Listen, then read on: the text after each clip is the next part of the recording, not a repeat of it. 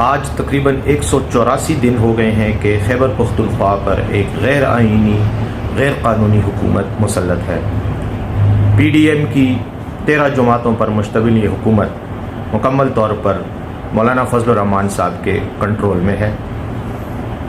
غیر قانونی مدت میں جتنا کرپشن کا انبار لگا، غیر قانونی طریقہ کار کے تحت جو تبدیلیاں، ٹرانسفرز، پوسٹنگز اور دیگر اقدامات کیے گئے، اس کی وجہ سے میں سمجھتا ہوں کہ یقیناً مولانا صاحب اور ان کے ساتھیوں کو بہت فائدہ ہوا ہوگا۔ لیکن اس میں صرف مولانا صاحب اکیلے ہی ان جرائم میں شریک نہیں ہیں۔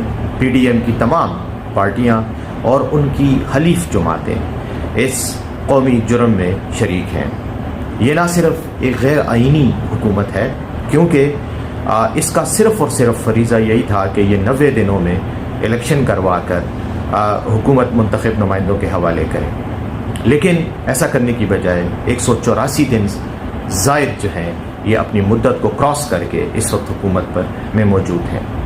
آئینی طور پر یہ کوئی ڈھکی چھپی بات نہیں ہے کہ ان کا ہر اقدام، ان کا ہر فیصلہ، ان کا ہر حکم غیر آئینی ہے، اس کی کوئی قانونی حیثیت نہیں ہے۔ چلیں خیر، انشاءاللہ عوام کی حکومت آئے گی، منتخب نمائندوں کی حکومت آئے گی، اور ایک دن آئے گا جب ان کو ان اقدامات کا جواب قوم کے سامنے دینا ہوگا۔ آئین کی پامالی، قانون کی پامالی اور جمہوری اقدار کو روندنے کی جو حرکات ہیں، ان کا حساب ان کو دینا پڑے گا۔ لیکن ساتھ ساتھ ظلم کی انتہا یہ ہے کہ ایک تو یہ غیر آئینی اور غیر قانونی ہے، کرپشن کے انبار تلے دبے پڑے ہیں، لیکن اس کے باوجود انتہائی بے شرمی سے پاکستان تحریک انصاف کے خلاف کریک ڈاؤن کر رہے ہیں۔ ہر روز ہمارے منتخب نمائندوں، ہماری پارٹی کے تنظیمی عہدیداروں اور ہمارے کارکنوں کے گھروں پر چھاپے مارے جا رہے ہیں۔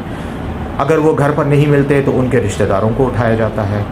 چند دن پہلے ڈاکٹر امجد صاحب جو ہمارے صوبائی وزیر تھے، سوات میں ان کے گھر پر چھاپا مار کر ان کی غیر موجودگی کی وجہ سے ان کے 14 سالہ بیٹے کو اٹھا کر پولیس لے گئی اور غیر قانونی حراست میں رکھا۔